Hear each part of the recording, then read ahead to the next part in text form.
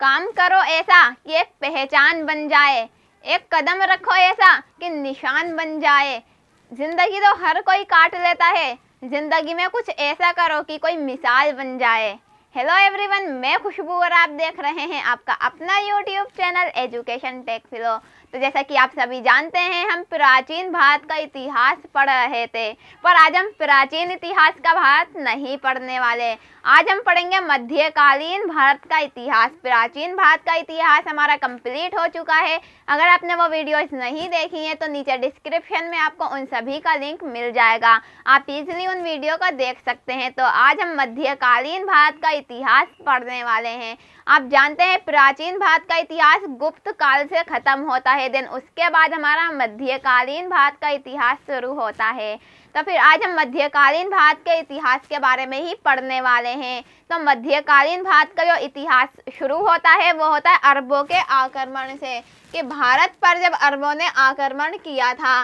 तो आज हम यही बात करने वाले कि अरबों ने भारत पर किस तरीके से आक्रमण किया था, क्या क्या हुआ था, किस व्यक्ति ने आक्रमण किया था। तो यही सब आज हम बहुत डिटेल में पढ़ने वाले हैं और यह सब आपके एग्जाम के पॉइंट ऑफ व्यू से बहुत ज़्यादा इंपॉर्टेंट है, क्योंकि प्रथम में सबसे पहला मुस्लिम आक्रमण था ये। तो आप इस बात का बिल्कुल ध्यान रखिएगा। तो सबसे पहले हम जानेंगे स्रोत, कि जो हम अरबों का आक्रमण पढ़ते हैं इसकी जानकारी के स्रोत हमें कहाँ से प्राप्त हुए हैं, कहाँ से हमें इस जानकारी का पता चला है। तो वो जानकारी का पता चला है चचनामा। चचनामा एक ग्रंथ है, एक पुस्तक का नाम है जो कि फारसी में लिखी हुई है, फारसी ग्रंथ है। तो चचनामा पुस्तक से हमें अरबों के आक्रमण के बारे में बहुत डिटेल में जानकारी मिली है। और इसमें क्या है, इसमें सिंध पर विजय, जो अरबों ने भारत पर आक्रमण किया था और सिंध पर विजय हासिल की थी। अब आप सोच रहे होंगे आक्रमण तो भारत में किया था और सिंध पर विजय हासिल की। तो मैं बता दूं कि हमारा जो भारत और पाकिस्तान है वो 1947 में अलग हुआ था। जब मध्यकालीन भारत का इतिहास हम पढ़ते हैं तब भारत और पाकिस्तान एक ही हुआ करते थे। इट मीन्स अगर हम सिंध की बात करेंगे तो भारत की ही बात करेंगे। तो इस बात में आप बिल्कुल भी कंफ्यूज मत होना कि भारत अलग है और सिंध अलग है। अगर हम सिंध की बात कर रहे हैं इट मीन्स कि हम भारत की ही बात कर रहे हैं। तो सिंध पर जब विजय हासिल की थी अरबों ने, तो उसी के बारे में ये चचनामा पुस्तक में लिखा हुआ है। और चचनामा पुस्तक में जो लिखा है वही सब हम आज पढ़ रहे हैं। तो फिर चलिए आगे जान लेते हैं हम। भारत पर पहला मुस्लिम आक्रमण अरबों के नेतृत्व में हुआ था, जैसे कि हम पहले पढ़ चुके हैं। तो भारत पर जो पहला मुस्लिम आक्रमण हुआ था वो अरबों के नेतृत्व में हुआ था। इट मीन्स कि अरबों ने ही भारत पर पहला आक्रमण किया था। तो यह आपके लिए एग्जाम के पॉइंट ऑफ व्यू से बहुत इंपॉर्टेंट पॉइंट है कि सबसे पहला मुस्लिम आक्रमण किसने किया था, अरबों ने किया था। देन उसके बाद उद्देश्य, कि अरबों का उद्देश्य क्या था भारत पर आक्रमण करने का, वो चाहते क्या थे। तो साम्राज्य का विस्तार। आप जानते हैं कोई भी व्यक्ति कहीं पर आक्रमण करता है तो उसका क्या उद्देश्य होता है, अपने साम्राज्य का विस्तार करना। तो ठीक उसी तरह से ये हमारा अरब पड़ता है, अरब ईरान। तो यहाँ के लोगों ने जब भारत पर आक्रमण किया इट मीन्स कि वो अपना साम्राज्य बढ़ाना चाहते थे। जब उन्होंने सिंध पर हमला किया देन उसके बाद सिंध भी अरब के हिस्से में मिलने लगा, उनका साम्राज्य सिंध तक हो गया। तो उनका साम्राज्य बढ़ गया, यही उनका उद्देश्य था। तो उनका उद्देश्य जो था पूरा हो गया था।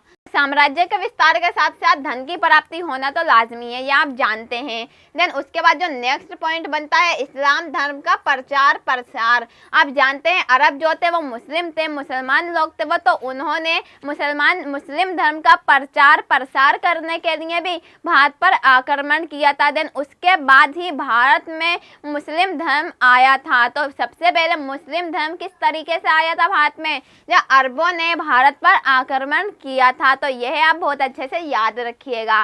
देन उसके बाद 711 ईस्वी आपको लिखा हुआ दिख रहा होगा। तो इसका जो 711 ईस्वी है उस वक्त उबैदुल्ला नाम का एक व्यक्ति था जो कि अरब से बिलोंग करता था, मतलब अरब में वो रहता था। तो उबैदुल्ला जो था उसने सबसे पहले भारत पर आक्रमण किया था। कब किया था, 711 ईस्वी में। बट क्या हुआ, ये हार गया था। तो उबैदुल्ला सबसे पहले हार गया था। तो सबसे पहला आक्रमणकारी कौन था, उबैदुल्ला था। उबैदुल्ला ने जब भारत पर आक्रमण किया उस वक्त उबैदुल्ला हार गया था। देन उसके बाद दोबारा से 711 ईस्वी में बुदेक नाम के एक व्यक्ति ने दोबारा से भारत पर आक्रमण किया। फिर क्या हुआ, यह भी हार गया था।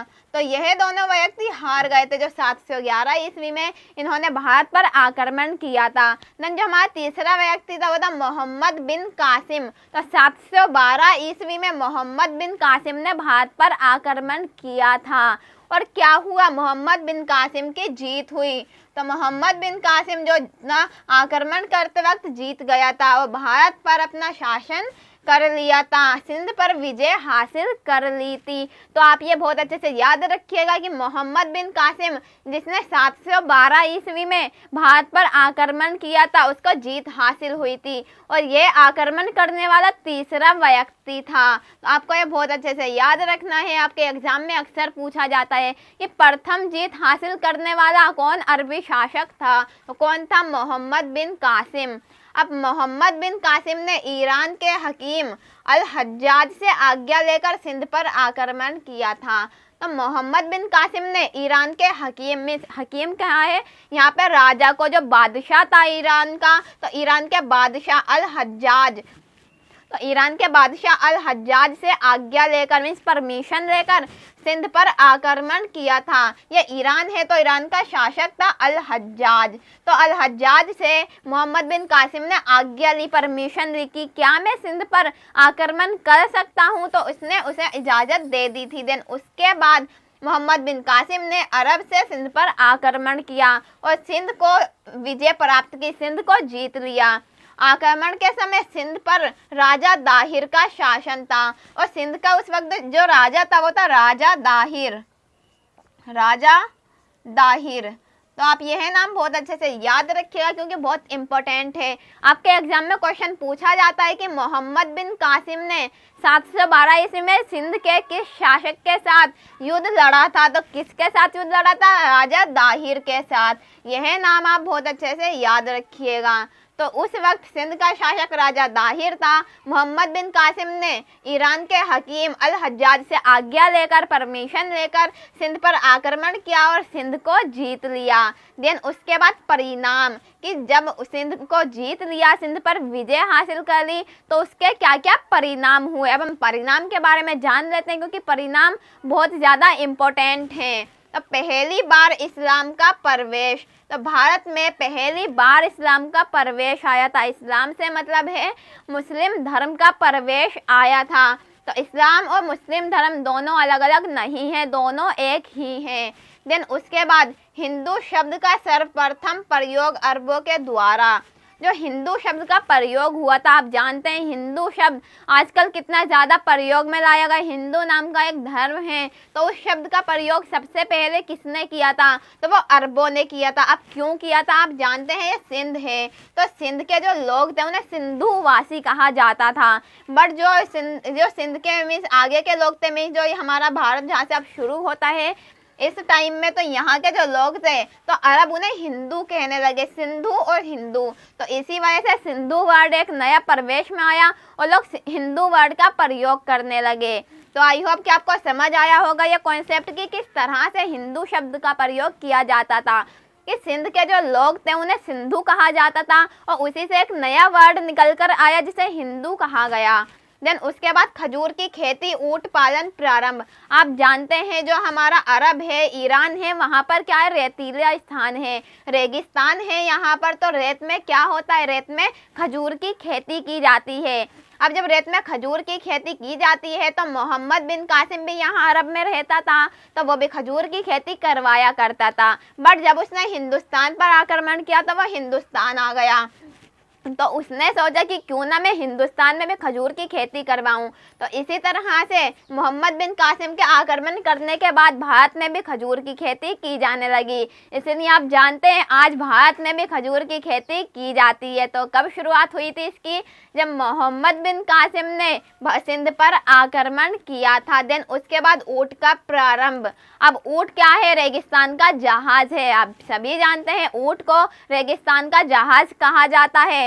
तो मोहम्मद बिन कासिम अपने साथ ऊँटों को लेकर आया था। कहाँ लेकर आया था? सिंध में लेकर आया था। तो इसलिए ऊँट पालन भी प्रारंभ हो गए। जब ऊँट सिंध में आ गए तो उन ऊँटों को पालना भी शुरू कर दिया गया। देन उसके बाद जजिया कर। अब जजिया कर क्या होता है? आप अगर परिणाम लिखेंगे तो डायरेक्ट ये तो नहीं लिखेंगे कि जजिया कर लगा दिया गया। हमें पता तो होना चाहिए कि जजिया कर होता क्या है। और अक्सर जो आपके ऑप्शनल क्वेश्चन होते हैं उसमें भी पूछा जाता है कि जजिया कर क्या होता है। तो जजिया कर की मीनिंग है गैर इस्लामी लोगों पर, गैर मुस्लिम लोगों पर जो कर लगाया जाता था उसे जजिया कर कहा जाता था। इट मीन्स जो लोग मुसलमान थे, जो लोग मुस्लिम थे, उन पर कोई कर नहीं था, बट जो गैर मुस्लिम थे जैसे हिंदू, जैन, पारसी जो भी थे धर्म, आप जानते हैं बहुत सारे धर्मों के बारे में, तो ये सारे जो धर्म थे इनको एक कर देना होता था। उस कर को क्या कहा जाता था? उस कर को कहा जाता था जजिया कर। तो जजिया कर, आई होप कि आपको समझ में आ गया होगा कि गैर मुस्लिम लोगों पर जो कर लगाया जाता था उसे जजिया कर कहा जाता था। देन उसके बाद पंचतंत्र परम सिद्धांत का अनुवाद कराया। अब मोहम्मद बिन कासिम जो था उसने पंचतंत्र, हम प्रीवियस वीडियो में बहुत डिटेल से पढ़े हमने पंचतंत्र के बारे में। कब लिखी गई थी? वो लिखी गई थी गुप्त काल की एक प्रसिद्ध रचना है। गुप्त काल की एक प्रसिद्ध रचना क्या है? पंचतंत्र है। तो पंचतंत्र का अनुवाद कराया था किसमें? अरबी भाषा में अनुवाद कराया था। परम सिद्धांत भी एक पुस्तक है, तो इसका भी अनुवाद अरबी भाषा में कराया था। कब कराया था? जब मोहम्मद बिन कासिम ने सिंध पर विजय हासिल की थी। तो यह सारे परिणाम है सिंध पर विजय हासिल करने के बाद की। जब अरबों ने भारत पर आक्रमण किया तो उसके क्या क्या परिणाम हुए। अब कुछ और परिणाम है, हम जान लेते हैं। भारतीय खगोल शास्त्र का विस्तार। भारतीय खगोल शास्त्र का विस्तार हो गया था कब? जब अरबों ने भारत पर आक्रमण किया था और उसके बाद दरहम सिक्का चलाया गया था। भारत में दरहम नाम का एक सिक्का चलाया गया था। किसने चलवाया था? मोहम्मद बिन कासिम ने चलवाया था। तो ये आप बहुत अच्छे से याद रखिएगा। तो हमारे जो परिणाम है वो कंप्लीट हो चुके हैं।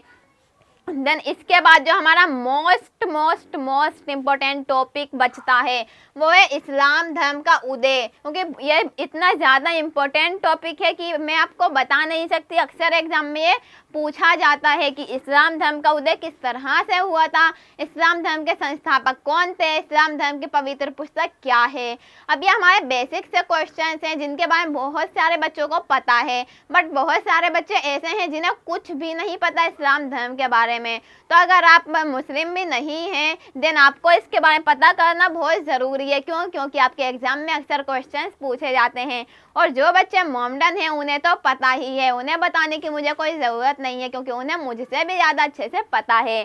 तो फिर चलिए जान लेते हैं एक बार इस्लाम धर्म के उदय के बारे में। तो सबसे पहले संस्थापक, कि इस्लाम धर्म के संस्थापक कौन है, इस्लाम धर्म की स्थापना किसने की थी? तो हज़रत मोहम्मद साहब। तो हज़रत मोहम्मद साहब को इस्लाम धर्म का संस्थापक माना जाता है। तो यह आप बहुत अच्छे से याद रखिए कि इस्लाम धर्म के संस्थापक हज़रत मोहम्मद साहब हैं। देन उसके बाद जन्म की, हज़रत मोहम्मद साहब का जन्म कब हुआ था? तो 570 ईस्वी में हुआ था। कहाँ हुआ था? मक्का में हुआ था।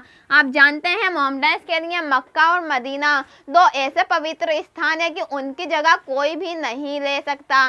तो मक्का में ही हज़रत मोहम्मद साहब का जन्म हुआ था। इसी कारण मक्का को एक बहुत पवित्र स्थल माना जाता है। और आप जानते हैं लोग हज करने भी मक्का और मदीना जाते हैं। किस लिए जाते हैं? क्योंकि मुसलमानों का वो सबसे पवित्र स्थान है। तो यह भी आप बहुत अच्छे से याद रखिएगा क्योंकि एग्जाम में यह क्वेश्चन भी पूछ लिया जाता है कि मुस्लिम धर्म का सबसे पवित्र स्थान कौन सा है। तो कौन सा है? मक्का और मदीना। यह आप बहुत अच्छे से याद रखिएगा। और मक्का में ही हज़रत मोहम्मद साहब का जन्म हुआ था।